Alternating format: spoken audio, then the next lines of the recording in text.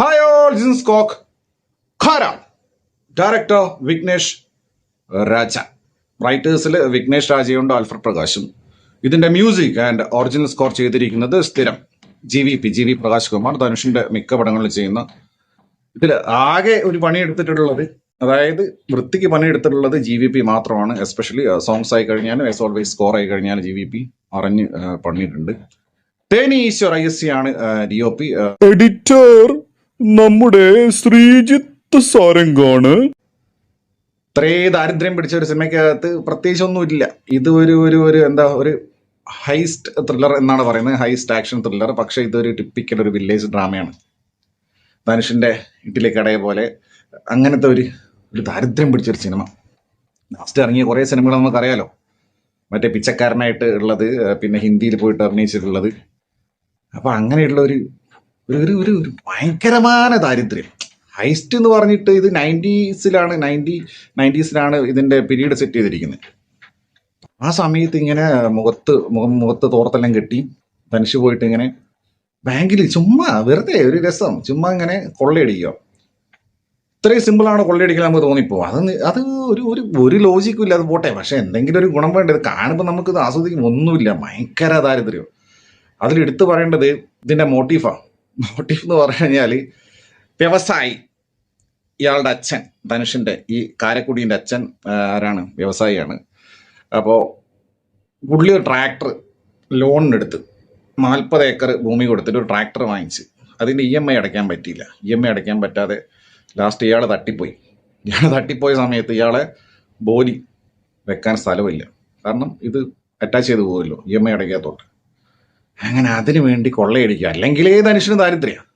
അതിലും ദരിദ്രവാസിയായിട്ട് മമിതയുടെ ക്യാരക്ടർ. മമിതയുടെയൊക്കെ മോങ്ങൽ കണ്ടു കഴിഞ്ഞാൽ എൻ്റെ പൊന്നു. പക്ഷെ രണ്ടുപേരും ഏജ് ഡിഫറൻസ് തോന്നില്ല കേട്ടോ.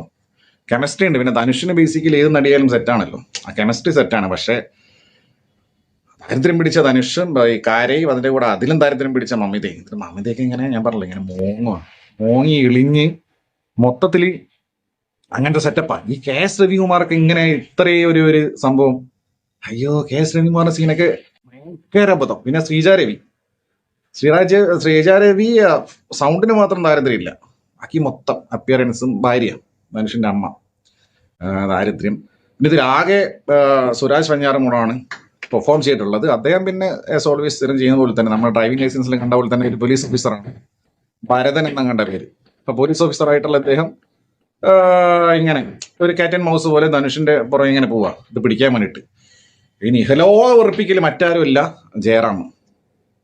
ജയറാമിന്റെ വെറുപ്പിക്കൽ എന്ന് വെച്ച് കഴിഞ്ഞാൽ എന്തോ ബാങ്ക് റീജിയണൽ മാനേജർ. അങ്ങനെ പുള്ളി വരുന്ന സീനൊക്കെ അസഹനീയം എന്ന് പറഞ്ഞു കഴിഞ്ഞാൽ അതുപോലത്തെ പരിപാടി. എന്നിട്ട് ലാസ്റ്റ് ഇയാൾ ട്രാക്ടർ ഇടിച്ചിട്ട് ചോര തുപ്പുന്നുണ്ട്. അത് കണ്ടപ്പോൾ ഭയങ്കര സാറ്റിസ്ഫാക്ഷൻ ആയിരുന്നു കണ്ട സമയത്ത്. അപ്പോൾ അങ്ങനെയാണ്. അപ്പോൾ ഇങ്ങനെ കുറെ പരിപാടികൾ. പിന്നെ എന്താ, പൃഥ്വിരാജ് മലയാളത്തിലെ മറ്റേ അല്ല, ഇത് വേറെ തമിഴിലുള്ള പൃഥ്വിരാജ് ശരവണെന്നോ അങ്ങനെ പറഞ്ഞ ഒരാൾ, ശരവണനല്ല പണ്ടിനോ അങ്ങനെ എന്തോ ഒരു നാടെ, അവനും ആ പുള്ളിക്കാരനും വെറുപ്പിക്കൽ തന്നെയാണ്.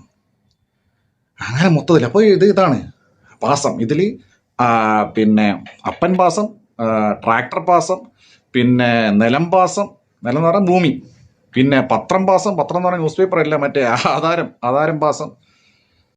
അങ്ങനെ ഒരു ലോജിക്കും ഇല്ലാതെ ധനുഷ് ഇങ്ങനെ കൊള്ളയടിക്കുക. പിന്നെ അങ്ങനെ പോകുന്ന ഒരു സിനിമ. ഇതിൽ മൊത്തത്തിൽ ഇതാണ് ദാരിദ്ര്യം എന്ന് പറയില്ലേ. ഈ ദാരിദ്ര്യം പറയേണ്ടെന്നുള്ളല്ല, അല്ലെങ്കിൽ അത്തരത്തിലുള്ള പിന്നെ സ്റ്റോറീസ് പറയേണ്ടതല്ല. പക്ഷെ ഇതിന് ഒരു മടുപ്പില്ല ഇത് കണ്ടിട്ട്. തീരാതന്നെ മനുഷ്യനെ കാണാനൊരു മേനയില്ല ഇതിനകത്ത്. എന്തോ ഒരു അപ്പിയറൻസും. ഓക്കെ, ദരിദ്രവാസി കൊണ്ട് അങ്ങനെ അപ്പിയറൻസ് കൊടുത്തായിരിക്കാം. പക്ഷെ എന്നിരുന്നാൽ കൂടെ മൊത്തത്തിൽ ഈ സിനിമ 2.25 മണിക്കൂർ കണ്ടു തീർക്കാൻ ഭയങ്കര പാടായിരുന്നു. ആകെ സുരാജ് വരുമ്പം ഒരു പുള്ളിയെ വേറെ ഭാഷയിൽ കാണുമ്പോൾ നമുക്ക് കിട്ടുന്ന സാറ്റിസ്ഫാക്ഷൻ ഉണ്ടല്ലോ, അത് മാത്രം. ബാക്കി ധനുഷായാലും മമിതയെ കഴിഞ്ഞാലും ഈ KS രവികുമാറായി കഴിഞ്ഞാലും ജയറാമായി കഴിഞ്ഞാലും ശ്രീജാരവിയായി കഴിഞ്ഞാലും എല്ലാവരും മത്സരിച്ച് വെറുപ്പിക്കൽ. ഒരു ലോജിക്കും ഇല്ലാത്ത കഥയും അതിലും മോശം എക്സിക്യൂഷനും. ആകെ ഞാൻ പറഞ്ഞില്ലേ, GVPയുടെ സ്കോറും ചില സോങ്സും മാത്രം കൊള്ളാം. തനി കൂറ